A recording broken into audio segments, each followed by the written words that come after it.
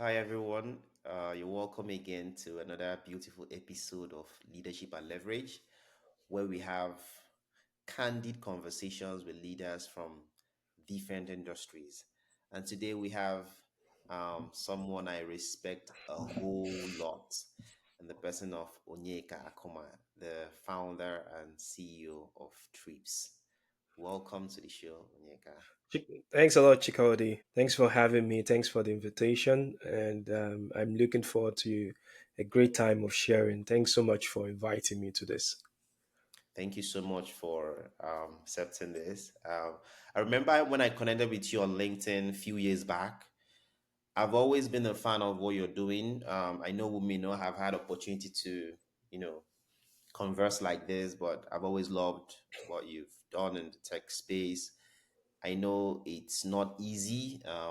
So I knew someday I'll get the opportunity to ask you a few of the things that has helped you all this while. I know there are some secret ingredients you've already applied and probably have talked about it in previous times, but I knew I would ask you mine at the right time. And I'm glad the opportunity has presented itself. Thanks a lot. Thank you. Yeah. I look forward to it. And I mean, I think my life has been one where all the lessons I pick, I try to share so people can glean some wisdom from that and then do better than maybe I've done already. Yeah, yeah. So, quick one, right? I want to start with what made you decide to. I don't want us to go. We don't have the time to go into how it all started in tech. We want us to go straight to Sure. the real deal, right? Okay. What made you decide to solve a problem in the mobility space? What did you see? How did you decide, okay, I want to start this? What were some of the things you observed and you noticed? And what moved you? Was it coming from a place of passion or did you see what moved you to decide to, you know what, I want to solve this problem in mobility with your startup, Treepz? So I think that story will go back 15 years ago when Long. 15 years ago I was working for an organization called British Council, and I was exposed to the different sectors that were driving economies in across the world. Nigeria was not different from that. And I looked at different sectors. There was a particular session that happened, and I was able to look at the different sectors that existed. So in doing that, I then found out that I looked at the agriculture space, the transportation space, and then the real estate space. These were real sectors that I knew that people will have reasons to engage with on a daily basis. I was also one that I mean, because I had done software engineering in school, I had a background in software and in technology that could allow me express myself in any sector I choose to. So I picked this sector as one that I was going to focus on right when I was picking the other two. So it was agriculture, it was real estate, and it was transportation.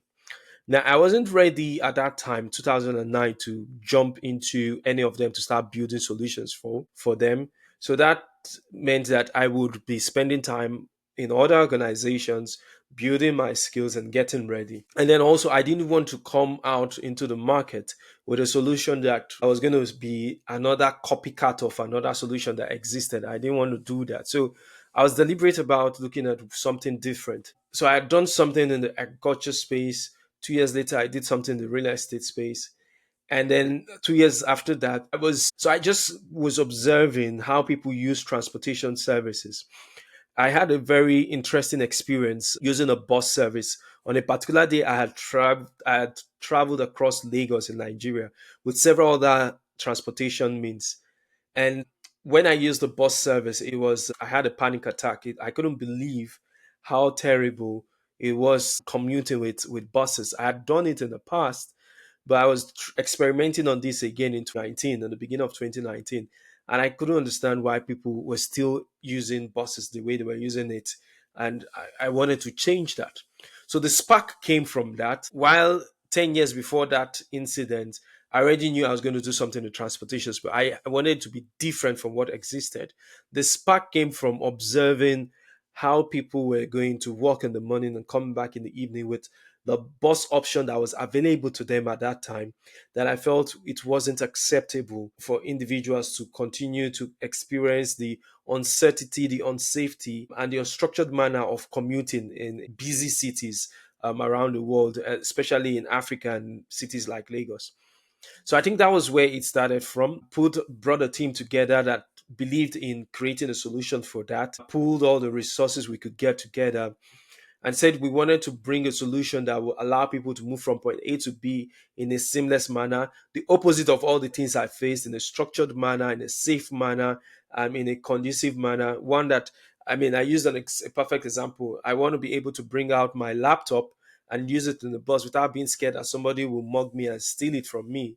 I want to be able to know that I get to the bus stop at a particular time and I'm able to get on the vehicle that will take me from one place to the other in a very, very structured manner. So that was the beginning for us. I mean, it was no brainer for anyone to say we had to use technology to do what we're doing. But I think that was where the spark came from, with the team to support me to get it going. Thank you so much for sharing that. I, one thing I've noticed about top entrepreneurs is that they're super observant and they don't always act on impulsion. They observe, they know what they want to do, they take their time and then they strike. And it's evident in what you've done with Trips. Thank you. You've known you wanted to do something around that and you knew the right time to take the bulls by the horn. Yeah, I think every day is what we do, right? People, if you're able to observe patterns and create solutions on those patterns that people find valuable, it's also important to make sure if you're building solutions for individuals that you're actually building something people want, not something that's just sits in your head. So I think those are things that have helped us, and I'm grateful to God for that. Appreciate you saying that, Onyeka. One thing about past leaders we've had on the show, both the ones that have already been released and the ones that are yet to be released, is that one major question we always ask or try to find out is no matter how beautiful some people paint entrepreneurship. Of course, entrepreneurship has Mhm. its own great benefits and good sides, the downsides, the challenges. I'm speaking from Yeah, experience, so not just speaking from yeah, hearsay. It's yeah, tough, it's difficult, right? absolutely, And yeah. I believe the challenges are not talked about enough. Mm. Sometimes I end up asking more questions about the challenges, the tough times, because I think those areas need to be talked about more. So this is me asking you, Onyeka, what has been the biggest challenges so far with Treepz, right from when you started, the first year, the second year, and down now? What challenges have you faced? And how are you able to navigate those challenges? How did you know the right solution to solve those challenges? Okay, it's a very good question, Chikodi. And that's because I think what needs to happen is more people tell their stories in a vulnerable manner without being Okay, scared of being talked down on. I true. have faced, on a personal note, I've faced many challenges. But I know the question you asked was related to trips. But maybe I start first with, even as an entrepreneur, Yes, yes, I've had please. to deal with many, many, many challenges. I'm writing my book, which Okay. will be out within the next month. Oh, And in nice. that book, I'm pretty much talking about my life from 0 to 40. I'll be turning 40 shortly. And this month, I'll be Oh, turning 40 in a couple of days' time. And okay. my life from 0 to 40, the things I was saying in that book, people have no idea about how much one has to deal with. It can be very lonely space. It can be one where you're completely misunderstood. It can be one where people talk about sacrifice. You have no idea, or people have no idea how much sacrifice entrepreneurship takes from an individual. So And, much. So I say much. to it's a lot. I say to people, there is no right and wrong in whatever career you've chosen. Just make the best of it. As an entrepreneur, if you look at my life from outside, you may want to know why I actually still keep putting on to it and still want to build businesses. While I'm on the other end, respecting the individual that is working 10, 15, 20 years in a structured organization and growing through that. So everyone have their part. I have faced a lot of challenges. I think I'll share more. There's a lot about that in the book. But let me focus on the question you asked. which is around the challenges that Treepz faced. Treep's first challenge was even before we launched, and every day it's facing challenges. Before we launched, we couldn't get people to understand that they could have buses put on a platform and people were going to use an app to use that to move from point A to B. Nobody wanted to give us their buses. Many of the rental companies didn't want to do that. First challenge was, how do you even get the buses? Solving that, we found ways of raising monies to buy buses. We didn't want to buy buses, but eventually we had to buy buses, which hurt us later on. But that was the first way of solving that. At least we solved that initially and we kicked off. We launched with 17 brand new buses. For the first 3 days, we moved only 4 passengers. Nobody Ooh. wanted to enter the bus. They didn't understand what was happening. They couldn't understand what was going on. So you now have buses running and nobody wants to get into them. Nobody wants to download the app. We had to now solve that problem by finding ways to get people to know that they could get on the bus. So initially we made it free. And then we started, when you get in free, you need to download the app to get it free. But when you get in, the first ride is free, and then you then experience it, and then you can know that you can actually continue to experience this with the same amount you pay for the regular buses. That helped 100,000 people use the service in the first 6 months. Hooray, we're excited. Next challenge, COVID came. And then governments had to shut down everywhere. Now you've borrowed money to buy 17 brand new buses. COVID comes into place and makes people scared. Everyone is scared.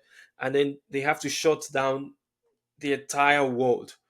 And then you have 17 brand new buses sitting down and you have a loan running. And for 8 to 9 months, you're not moving.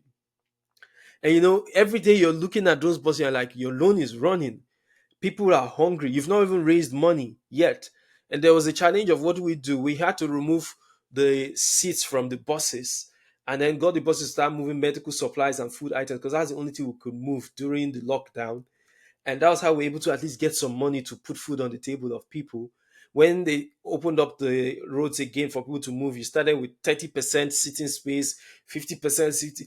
You then literally lost a whole year of not generating anything or literally menial amounts to sustain your business. We came out of that. We had to raise money.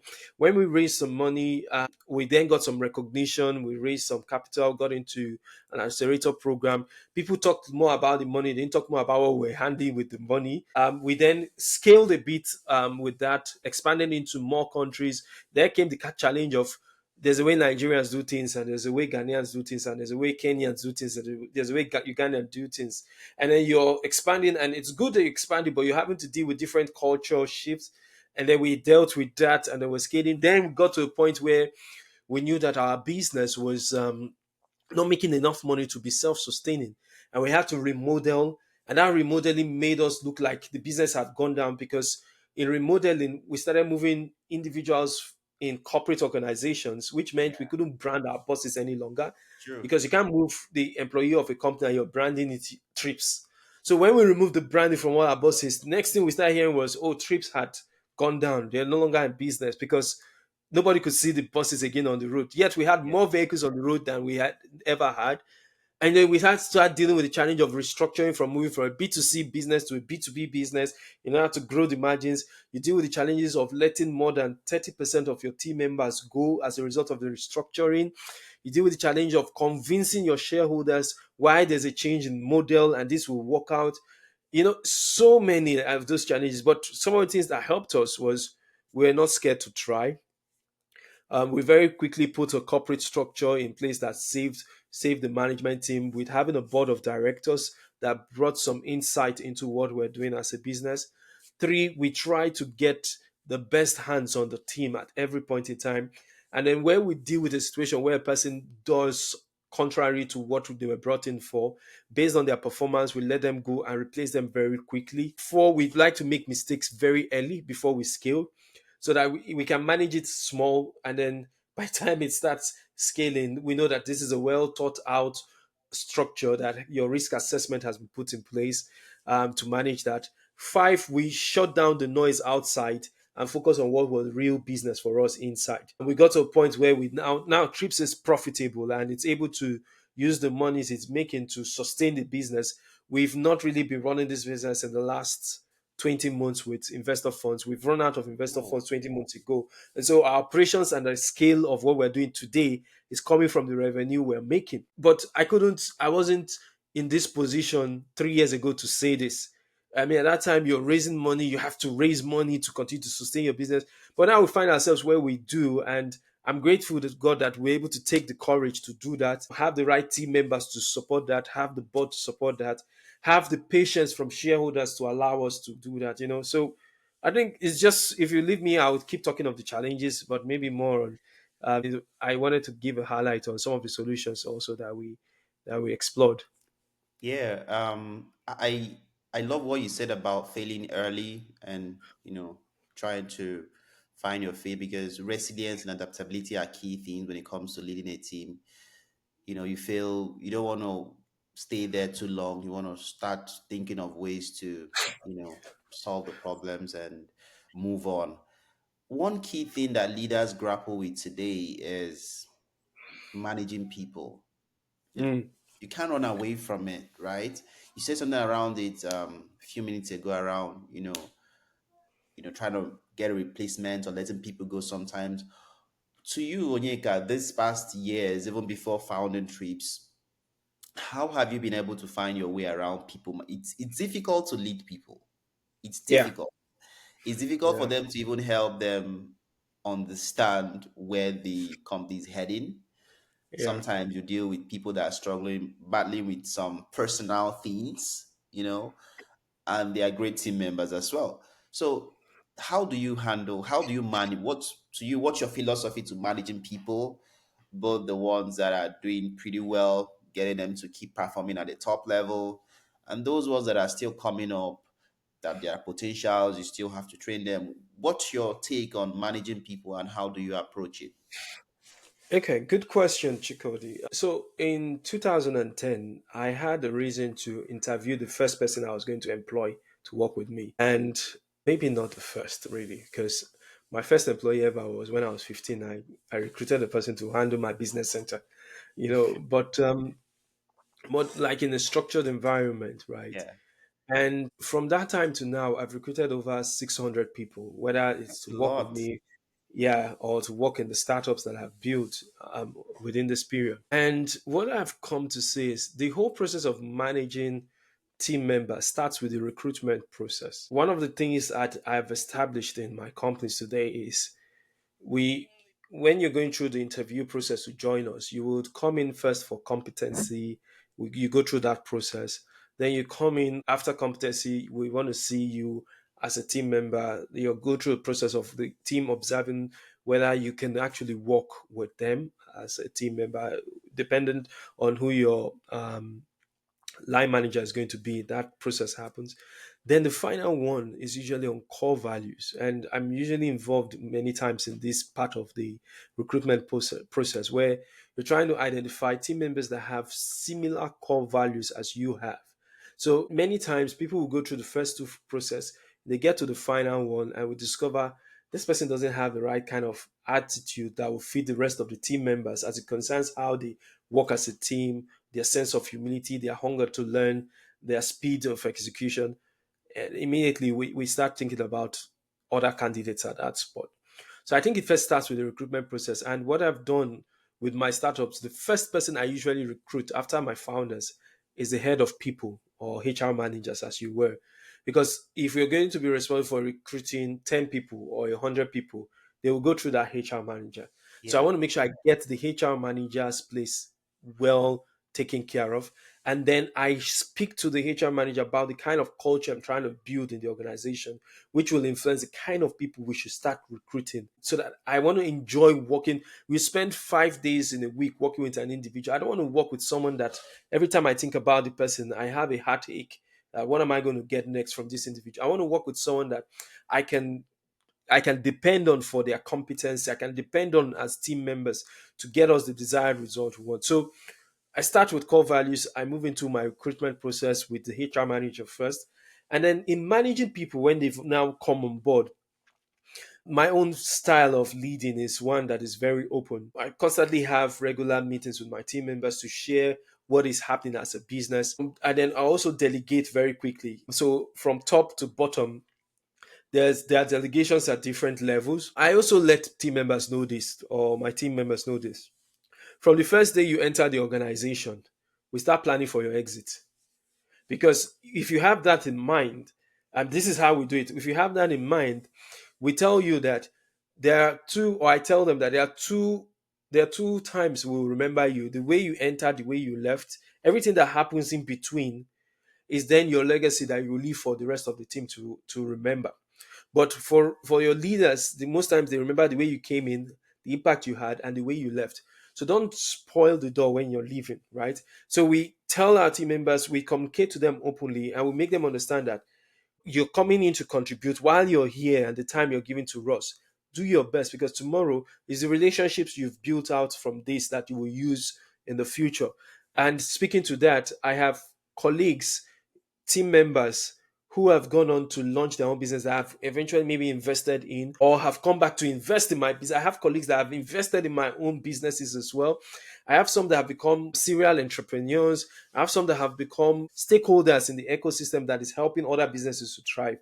So I tell people, value those relationships as well. Now, in terms of performance, we constantly keep records of how people are performing. We have that sense of empathy to help people. We show a sense of empathy, but we make sure you do not take it for granted. So we are both fair and firm. And then we like to make sure people understand that I was fair with you in making this decision. And then we try to keep records, by the way, of the different deliberations that happen via email. So it's some kind of contractual arrangement of saying, you agree to this, I agree to that, and we execute based on what we've agreed on via email. Then maybe one other thing we that I've also done is beyond communicating and making communication open. I make sure everybody treats everyone with respect. Somebody asked me one day, what is the one thing that you would fire an individual on the spot with? I say this: when an individual disrespects another person. So it's one thing to say you didn't do a good job. It's another thing to make the person feel like the person shouldn't have come to this earth because they didn't do a good job. I don't tolerate that in my organizations, and I make people understand this and make sure they fit into understanding how they manage other people with a sense of dignity and respect. If the work didn't go well, tell the person how it didn't go well, but don't make the person feel like they are useless. And then reward when people do well. That's something else that most people forget to do. Only bring the hammer down when people are not doing well. Reward when people are doing well. Promote when people are doing well. Give gifts out when your company, your team members are not expecting it for good work. So these are some of the things I think that have helped me over the time that I've had to walk around recruitment of people and managing people. I think the last thing I'll say for leaders, managing other leaders, I have a sense of, Sandy, each person I bring in, for me to say you're my head of technology or my CTO or my chief marketing officer, it means if you were not in this company, you could have been running your own company focused on marketing. If you're not in this company, you could have been running your own company focused on technology. At that level is how I will relate with you, making you the authority in technology, working with me. So I would take your counsel in making decisions. And most of the times when I come into the leaders meeting, I speak last, I let everybody contribute, and I try to fashion out a direction which everyone will see their contribution in the entire scope of the direction we're taking. So I think that's also something important to share concerning when you're now working with leaders who are part of the organization as your management team members. Thank you so much. I appreciate the point you made about ensuring that nobody disrespects each other in the workplace. Very important. And celebrating team members as well. Some people, it goes a long way to help them do more when it might seem minute to the leader, but to the person, it's the whole world, and the person feels valued, and it will spur the person to do more and stick out his Yeah, neck for the company. Really, yeah.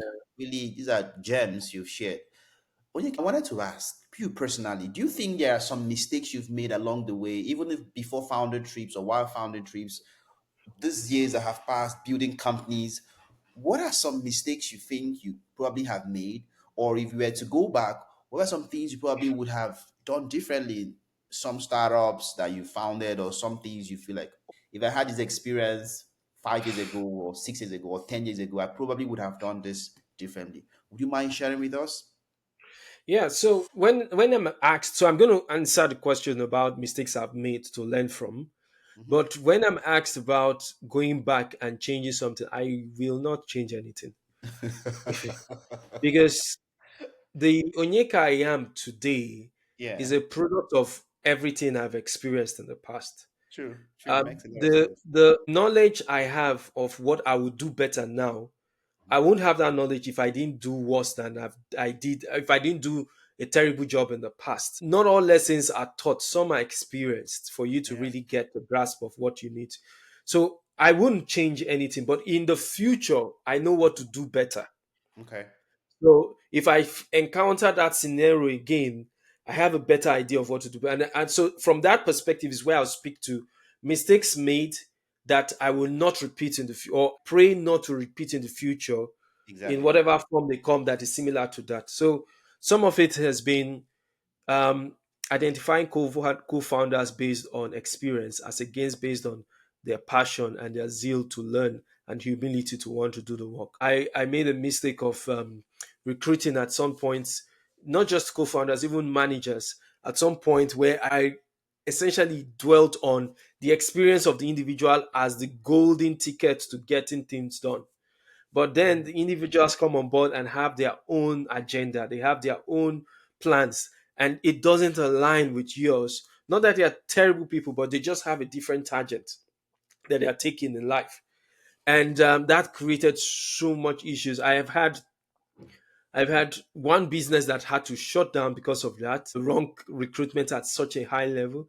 I had another startup that eventually became a success that would have shut down 1 month after launch because of that Ooh. mistake. So I've learned that, and it's helped me today in identifying who I work with in building my business. So that's one. The second thing is that no matter how much you raise money, don't be in a hurry to change the model.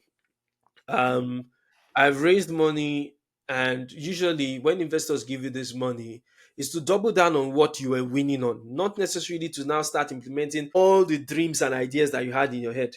At least be in a position where if you can do that, it's not going to affect the business. But I have had a scenario in one of my startups where I raised funding. So before raising funding, business was growing like it was growing like 200% every week, Whoa, right? that's It was massive. insane. It was insane growth. We grew to 300,000 people had downloaded the app with zero marketing in less than Ooh, 6 weeks. ooh, It grew zero that fast. So marketing. people zero marketing. So it grew that fast because there was a referral tool internally that would get if you refer to 5 people, you unlock Mm. stuff, you unlock stuff. So we built the growth engine into the experience of using the app. And so it had exponential growth. And then an investor came in and invested because he was excited about what we're doing. But as soon as invested, we said, okay, so now that we have money, let's explore this Oh my and let's god. explore that. Oh, damn, And man. then money started going. Initially, it was exciting. You're doing stuff that people couldn't even Damn. imagine. But money started finishing so fast, we didn't realize it. By the time we're trying to get our feedback, that business had to be sold because it was sold not the way I wanted it to be sold. But it was a lesson that when you raise money, it's not time to start bringing all the dreams into reality. It's time to first double down on what was working, get more people into the team to make it continue working even better and succeeding more, own the market.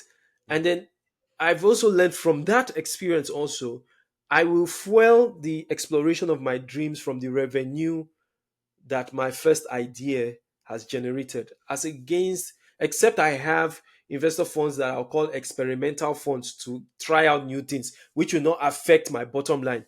But usually it's better doing that, experimenting with new things from revenue you've generated.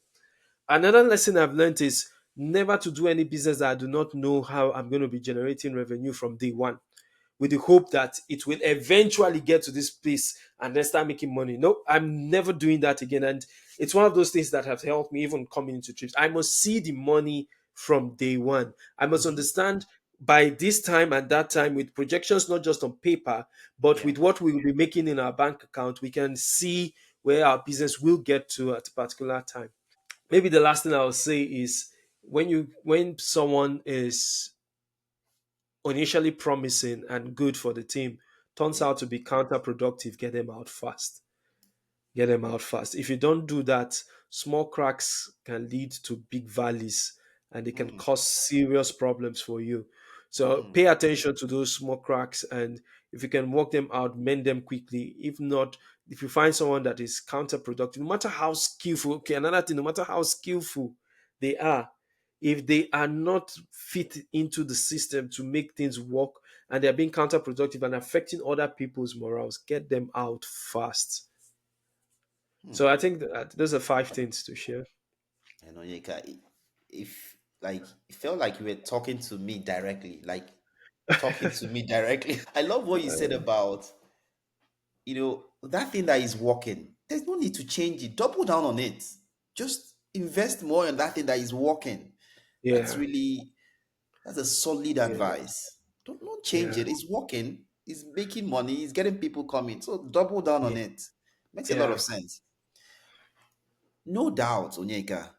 There are some habits you've learned over the years that have been instrumental to your personal growth and the growth of your startups, and has helped you stay resilient, help you stay dogged, because building a business, building a company is war. You're going to war, Yeah, and you want to win the war, right? yeah, yeah, However, a soldier that goes to war, it shows that he has the right tools when it comes to the skill at which you fight, how you mm. approach the enemy territory, a lot of things, the right tools, so many things involved. So what are some skills? What are some habits? What are some things you've been doing for years, and you see that this thing unlocks you, right? It could be something very simple. You see that if you do this thing, it helps you know the next step to take in the business. Even when it seems like the future is bleak, you don't know the next thing to do.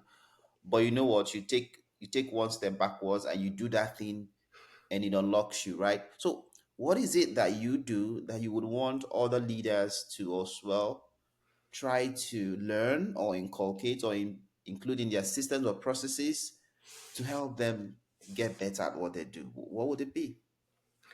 Okay, so good question again. I will take this from different angles. So one of the first things I do, so I live by my own core values that I set even for my organization. And I am very hungry for knowledge. If you and I are talking now and you use a word I don't know the meaning, if I can ask you, because I also ask a lot of questions, by the way, Mhm. important questions, not questions because I want to ask questions, because you see people that do that.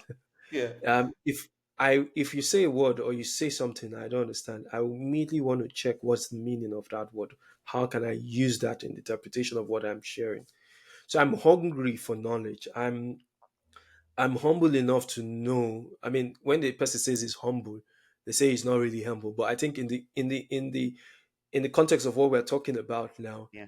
I am self-aware to the point where I know I don't know everything. I don't know everything. So I want to learn. I want to understand. I'm learning from every scenario, every situation, irrespective of who is teaching. It can be a 5-year-old child or a 60-year-old man. I'm looking to learn, right? I'm also always reading books. I'm consuming content. I want to expand my horizon by the extent of what I've read about. I'm also conscious about that. So there's that hunger to learn, and there's that drive to open up my mind to new horizons and experience new things, which influences me. I'm also a very good observer. I think I'm great with identifying. It's kind of weird to say you can see patterns, but truthfully, I see patterns, and I'm able to look at how this leads to that and leads to that. Or you expect this result, and I use that interpretation to create solutions. So that has also helped me. The other thing is I very quickly always set up a board of counsel. It can be advisors or a board of directors. Most of the time, maybe it's advisors.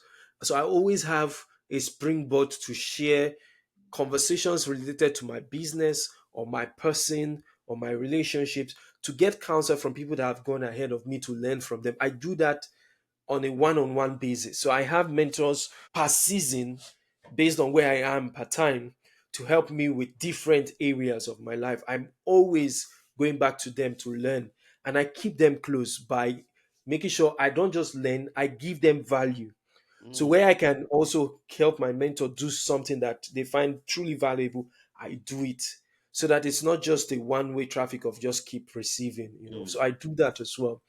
I'm also very self-aware of my strength. And what I do is I get people to work with me in my businesses that will give me complementary skill sets to what my strength is. So my own area of strength, leave it for me to handle. I will be the king of my game, but I will need you to do these bits because maybe I'm good in it, but not so great, and you are great. So come and give me that bit. I may be great. I'm good at marketing. I'm good at maybe rallying the team around, speaking about the idea.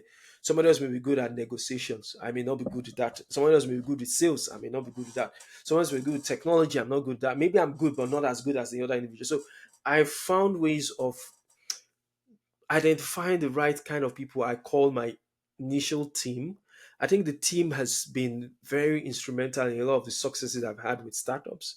And where I don't get it right, they've also been very instrumental in how those startups crumble. So the team, identifying who you work with to get to the desired goal is something also I have paid attention to that has been very, very helpful.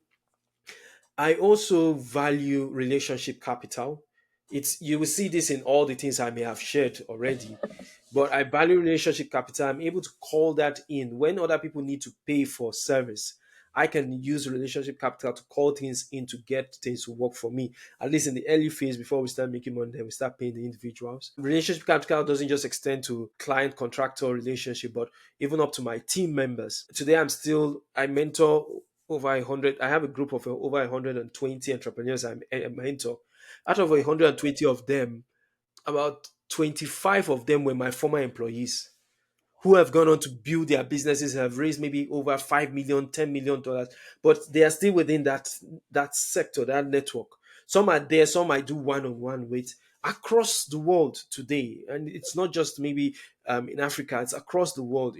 I value such relationship, and I tell them the same way I share with you, you must share with others. That's the only way. If you open your hand to share, you can leave your hand open to receive, then you share, you receive. So I encourage them to do that, and a lot of them do take that into the way they structure themselves. So maybe for me, these are things that have helped. When I'm then executing, I execute, even if I have the resources to execute large scale projects, I like to make sure I execute the most nuclear of the project that can succeed. Then on it, I then create my risk analysis. I hedge the risk as much as possible. I create my scale model into it, and then I start scaling. But it must be first successful as a nuclear element. Even the most basic customer, understanding that they'll move from 0 to 1, 1 to 10, 10 to 100, and 100 to 1,000 and 10,000.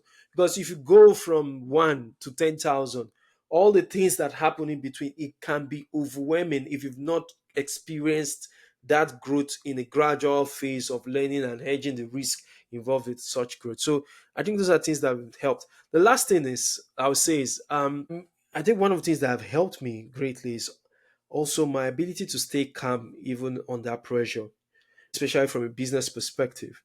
I've been referred to as a cheetah. I move fast, right? But I think one of the ones that people talk about more is they've called me a duck a couple of times.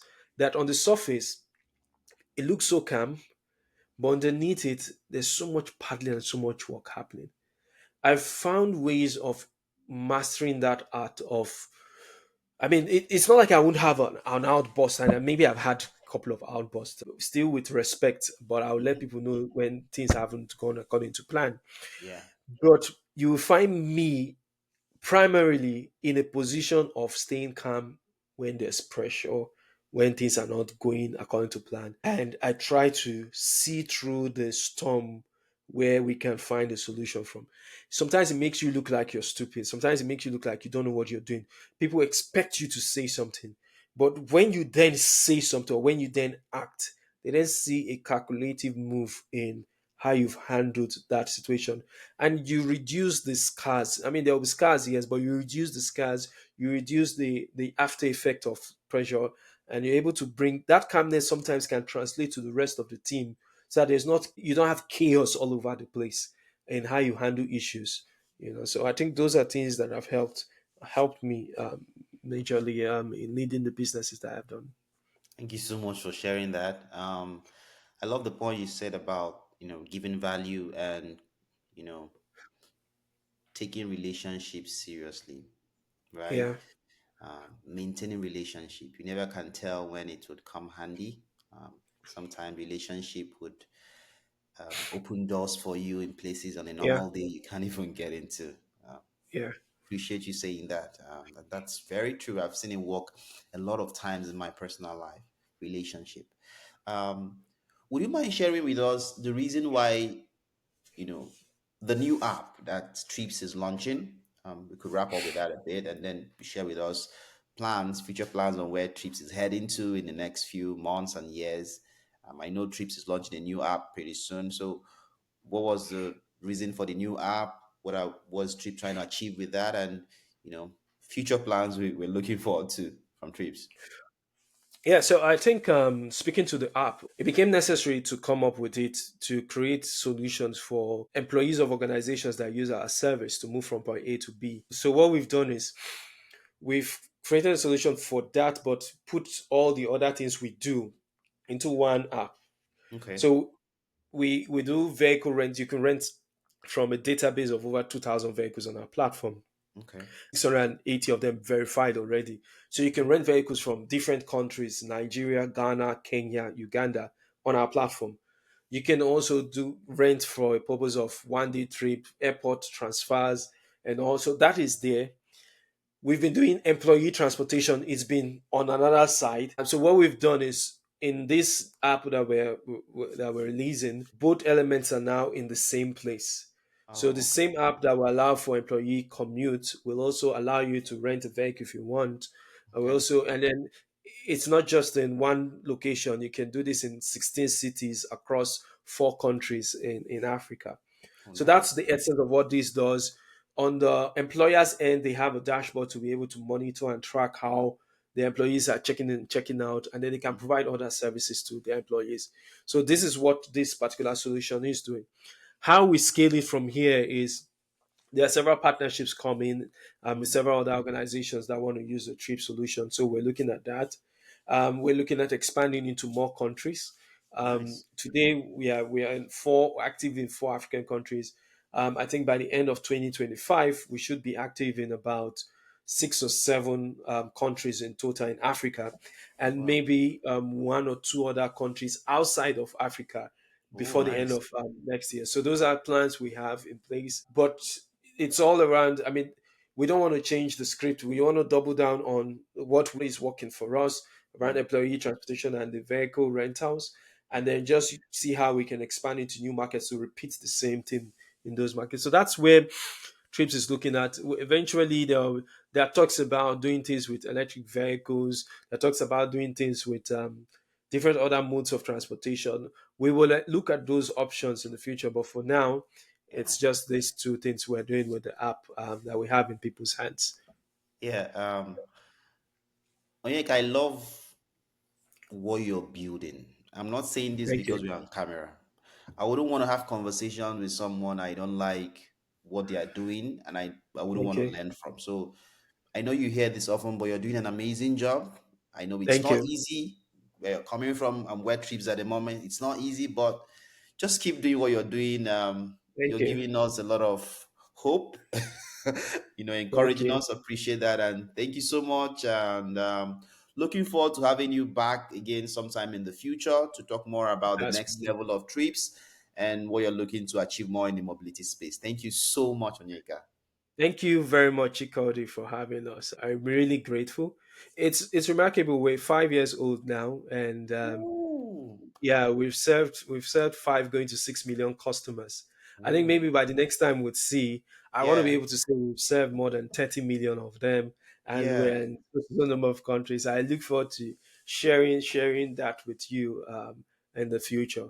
But thank Yeah. you so much for having me, and I'm looking forward to the feedback afterwards. Appreciate you. Thank you so much, Onyeka. All right then. Thanks. Take care.